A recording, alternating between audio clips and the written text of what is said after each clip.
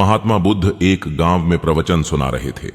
उन्होंने पास हुए लोगों के समीप अपनी मधुर वाणी से सभी को संबोधित करते हुए बताया कि हर किसी मनुष्य को धरती मां की तरह सहनशील तथा क्षमाशील होना चाहिए।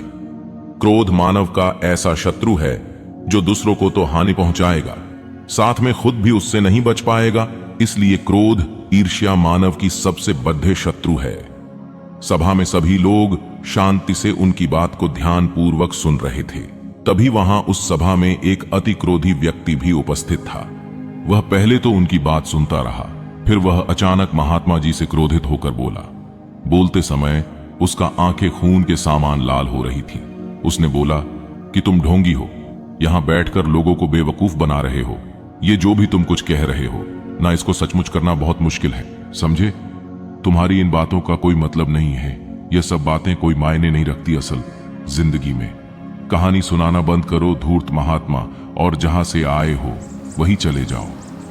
ऐसे कठोर वचन सुनकर भी महात्मा जी ने उस क्रोधी पुरुष का कोई विरोध नहीं किया और न ही उसकी बातों पर कोई भी प्रतिक्रिया दी। वह शांत रहे और अपना काम करते रहे, जिससे वह पुरुष और भी क्रोधित हो गया। उसकी समझ नहीं आया वह क्या करे। तब उस पुरुष ने महात्मा जी के मुंह पर थूक कर चला गया।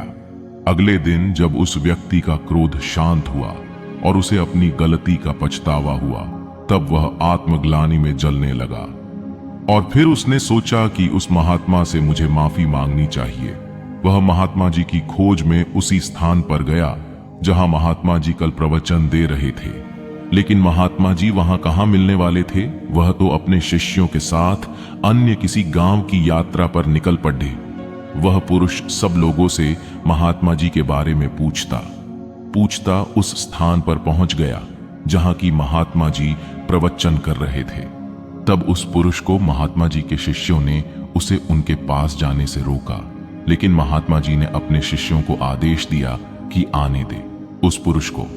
तब वह पुरुष महात्मा जी के चरणों पर गिर गया। उनसे बोला, मुझे क्षमा कीजिए महाराज। उसने महात्मा जी से पूछा, क्या आप भूल गए हो कि मैं वही जिसने कल आपका इतना अपमान किया था? मैं अपने दुष्ट कृत्य की आपसे माफी मांगता हूं। तब महात्मा जी ने बड़े शालीनता से उस पुरुष से बोले कि कौन सी बात? तब उस पुरुष ने बड़ी हैरानी से महात्मा जी की ओर देखा। महात्मा जी बोले कि मैं तो बीती बातें वही छोड़ आया, क्योंकि बीता हुआ कल कभी वापस लौट कर नहीं आता। इसलिए बीती हुए बातों की वजह से आज और अपना आने वाला कल नहीं बिगड़ना चाहिए। जो हो गया सो हो गया। तुम्हें अपनी भूल का एहसास हुआ, यही सबसे बड़ी बात है। तुम अपनी गलती को मान लिए, सो तुम अब निर्मल हो गए हो। इसलिए कोई भी ग्लानि अपने मन में नहीं रखो। अपने आने वाले कल के बारे में विचार करो और उसे सुधारने का प्रयास करो।